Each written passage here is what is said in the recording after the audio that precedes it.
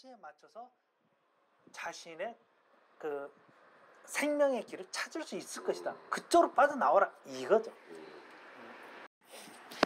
그러니까 히브리어를 하는 유대인이 우리 한국 사람에게 히브리어가 담는 온전한 뜻을 알려주려고 하지만 우리의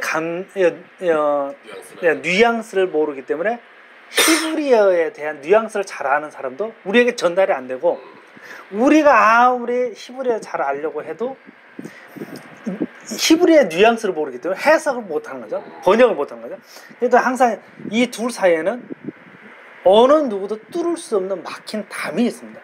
간극이 있다. 예, 근데 그 막힌 담은 뚫릴 수 있어요. 왜냐? 막힌 담이라는 것은 누군가가 세워놨던 것을 전제로 합니다. 그렇죠. 그래서 누군가가 세워놨기 때문에 이걸 말을 바꾸면 누군가가 다시 허물 수가 있어요. 그걸 예수님이 허물었다고 나왔죠. 막힌 담을 둘 가운데 막힌 담을 허물었다고. 그러면 그걸 어떻게 우리는 실천할 수 있냐면, 유대인과 이방인 사이에는 교감할 수 없는, 그냥 교감이 제한될 수, 어느 레벨 이상은 교감을 할 수 없는 담이 있는데, 이게 허물어질 수 있기 위해서는 성령님이 내 안에 들어와야 돼요. 그리고 내 안에 들어오신 성령님을 통해서 성경을 이해하면은 막힌 담이 허물어져 버려요. 대표적으로 어려운 게 그 의롭다 하는 의도 좀 어려워요. 그렇죠. 영어는 그냥 right예요. 올바른. 뭐가 어렵냐는 거예요. 힘들어요. 근데 구별된 자가 어려운 거예요. 구별됨이 뭐냐? 다른 삶을 사는 거예요. 그렇지. 다른 생각을 하고 다르게 행동하는 거. 그게 구별된 거거든요.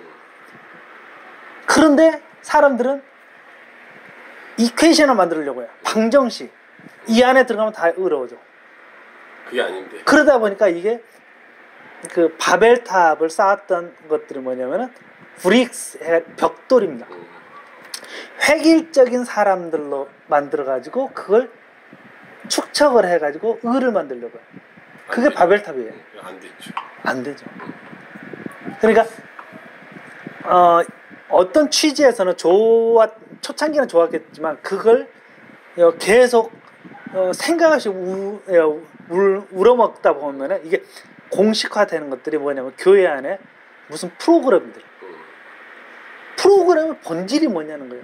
내가 여호와 앞에 직접 나아갈 수 있는 것인데 프로그램이 강조되다 보면, 야, 여호와 앞에 나가지 않아도 이 프로그램 코스만 과정을 수료하면 너는 어느 단계 이상 올라가. 그거 아니에요. 예, 그래서 1단계 과정, 2단계 과정, 3단계 과정, 4단계 과정이 있어가지고 1단계 과정이 교회 안에서 행하거나 섬겨야 될 덕목이 있는가 하면 4단계 되면 그 사람이 섬길 수 있는 것과 함께 누릴 수 있는 덕목을 같이 넣어줄 수 있죠. 차별화시키는 거예요. 그러면 사람들은 주님 앞에 나아가는 것도 잊어버리고 프로그램을 내가 1단계 있냐 2단계 있냐 여기에 초점을 놓고서 신앙을 하게 됩니다. 수료? 그렇죠. 근데 그렇게 해봤자 막힌 담은 열리지가 않아요. 그렇죠. 내 안에 성령님이 계시고 이 성령님의 도움으로 나아갈 때 이스라엘, 히브리어와 한국어 사이에 도저히 넘어올 수 없는 막힌 담이 허물어짐으로써 나는 히브리어를 모르는데 히브리어가 담고 있는 뜻을 알아버리는 거예요. 그래서 제가 가끔씩 사용하잖아요. 저는 히브리어를 모른다. 그러나 압니다. 이런 거예요. 성령으로. 예, 이게 영에 관한 표현입니다. 우리가 이온이라고 하는 거 있잖아요. 소금물. 그렇죠. 소금을 보면 소금은 있죠. 근데 소금이 물에 녹으면 없잖아요. 그래서 물 안에 있는 소금물을 보면은, 야, 소금이 있어 없어 하면 있어. 근데 없어. 안 보이니까. 이런 겁니다. 그래서 영의 존재, 바람이 있어 없어? 있어. 근데 안 보이니까 없어. 귀신이라고, 야, 있어 없어? 과거는 없다고요. 과거는 없다고 하는데 사람들은 있다고 해요. 이런 것, 영이라는 것은 이율배반적인 표현이 영을 설명합니다. 있어? 없어. 그러니까 어둠과 빛이 하루라는 것을 만들듯이 진정한 하루는 영의 의미로서 해석을 해야지 육의 의미로서 한 하루 이틀 3일을 해석하면 의미가 와닿지 않는다는 거죠. 그렇죠. 그러니까 영의 의미로 하루라는 것은 이율배반적인 두 피지컬한 양이 온전하게 밸런스를 이룰 때 그때 영적으로 온전한 하루가 열린다. 다시 말하면 그러기 때문에 창세 때 하루 이틀 3일 4일 6일 하고 7일째 여호와께서 쉬셨다 했잖아요. 그렇죠. 근데 히브리서 4장을 보면 여호와께서 쉰 적이 없어요. 어떻게 된 거죠? 성경에 쉰 적이 없잖아요. 여호와께서는 그렇죠. 주무시지도 않고 졸지도 않으신다는데 그렇죠. 쉬지 않았단 거예요. 그런데 이미 창세기 1장에는 쉬었다고 나와요. 그게 뭐냐면 그 날은 아직 안 왔기 때문입니다. 올 건데 영적으로 진정한 의미의 그 안식일은 아직 와닿지 않았다는 거예요. 그렇기 때문에 우리는 그 안식일에 반드시 들어가야 될 책무를 가진다는 거예요. 그때 그 안식 안에서 우리는 그 책무를 다한 만큼의 상급을 받는 거죠. 그러니까 이제 아직 안 왔다. 그렇죠. 그러니까 이 모든 것들을 깨달으려면은 내 안에 성령님을 통해서만이 그 막혀있는 의미를 깨닫지 못하게 막혀있는 그 담을 넘어설 수 있다는 거죠. 성령님의 도움을 받은 자만이 영어를 읽든 한글을 읽든 헬라어를 읽든 히브리어를 읽든 성령의 감동으로 기록된 성경이 원하는 본음이 있죠. 그것을 깨닫게 되는데 성령의 도움을 받지 않고 자기 혼자서 연구하고 이렇게 하는 자는 그 막힌 담을 넘지 못해서 성경의 진정한 의미에 도달하지 못한다. 이렇게 볼 수 있겠습니다. 글자 그대로 해석만 하는 그렇죠. 그러니까 성경은 암호화되어 있어요.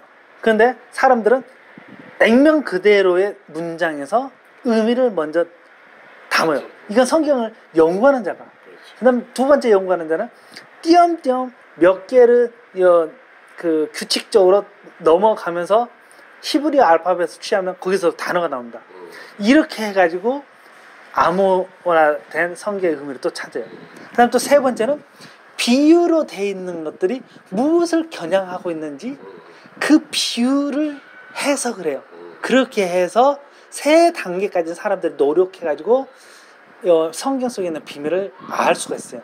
근데 마지막 단계는 뭐냐? 소드라고 해가지고 이건 성령님이 알려주지 않으면 깨달을 수 없는 비밀을 말합니다.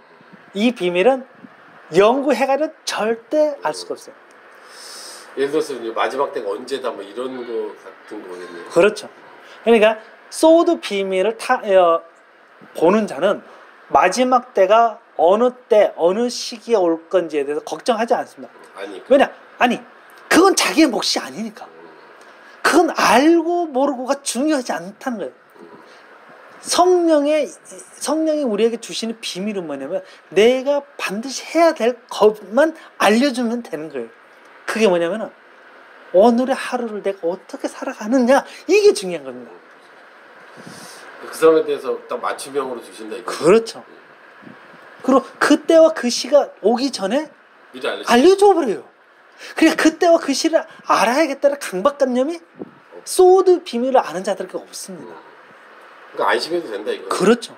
그게 성령이 인도하시는 비밀을 아는 자들은 굳이 알지 않아도 되는 것들에 대해서 신경을 쓰지 않아요.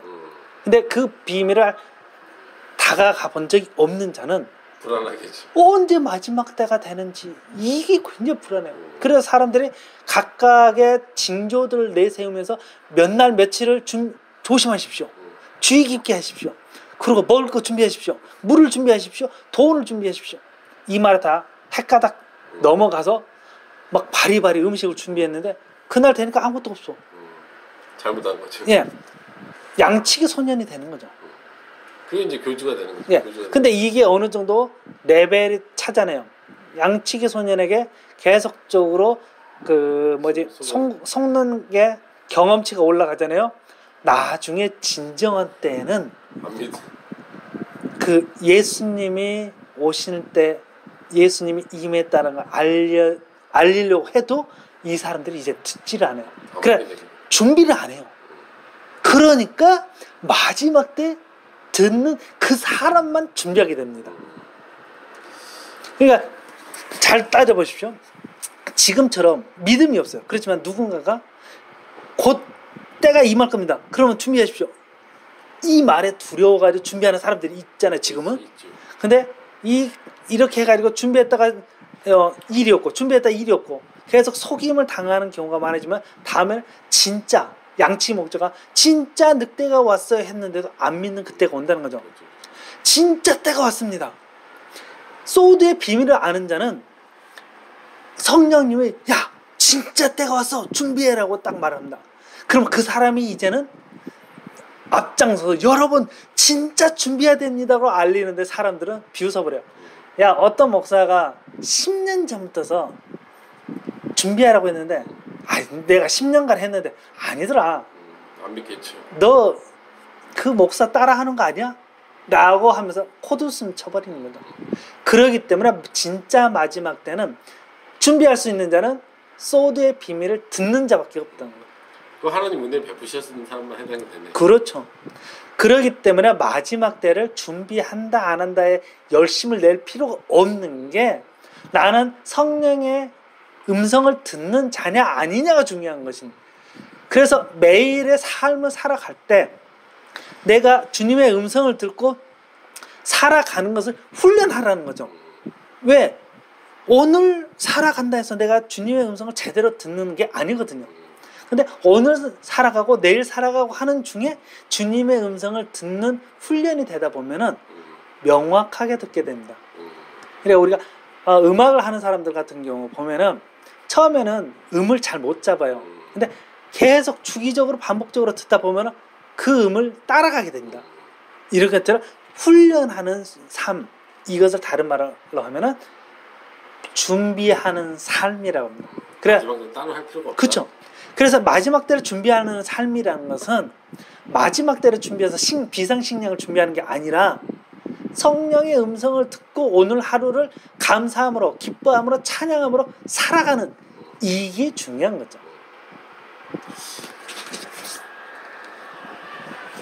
근데 이제 목사님 말씀처럼 큰 교회에서는 마지막 때 얘기 잘 안 해요. 사람들이 별로. 그렇죠. 근데 우리에게는 하는데 근데 그건 모르겠어요. 그래서 뭐 어떻게 하는 얘기인지는 모르겠어요.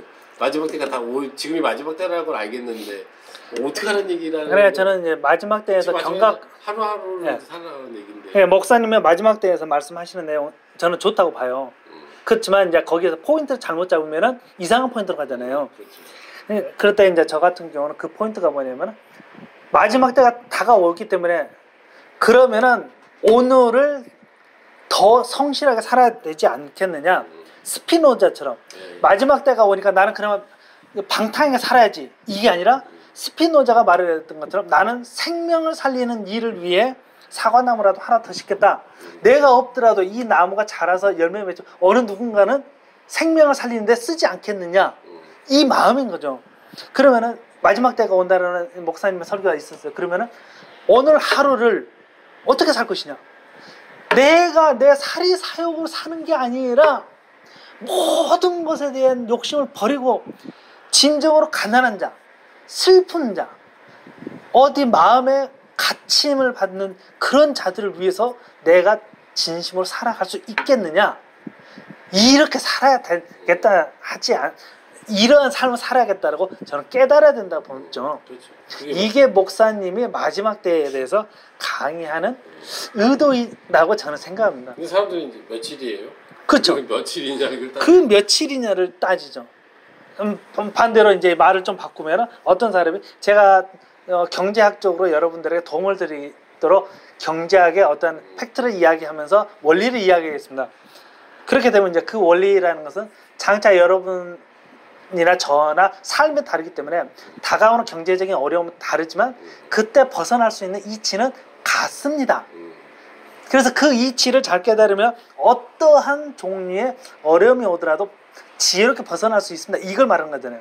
근데 생각하기 싫어하는 자, 자기 안에서 무엇을 증명하기를 싫어하는 이런 사고력을 안 하는 사람들은 정답을 알려주세요. 강남의 땅을 살까요? 목동의 땅을 살까요? 이걸 알려달라고요. 그게 아닌데. 그러니까 그런 것은 백날 알려줘봤자 진짜 재난이 오면은 다시 또 다 잃어버린다는 거죠. 그러니까 예. 그래서 설교를 하시는 분들이 주는 진정한 메시지라든가 아니면 뭐 경제학자라든가 아니면 사회 정치학자라든가 이 사람들이 장차 올 앞으로의 미래에 대해서 누구에게 어떤 경각심을 알려준 메시지를 준다는 것은 특정한 무엇인가를 준비하는 게 아니라 그 이치를 깨달으라는 거죠. 이치를 깨닫지 못하는 자는 준비를 못합니다. 그렇죠. 그래서 모든 것에 장차 올 고난에 대해서 어려움에 대해서 반드시 온다라고도 사람들은 최근에 말을 해요. 경제적인 난국이 있을 것이다. 그럴 때 이제 사람들이 말하는 것은 금을 사라, 주식을 해라, 땅을 사라 이런 게 아니라 그렇죠. 이치를 깨달아라. 그렇게 되면 각 사람마다 다르게 오는 경제적인 난국을 그 이치를 활용함으로써 이치에 맞춰서 자신의 그 생명의 길을 찾을 수 있을 것이다. 그쪽으로 빠져나와라 이거죠.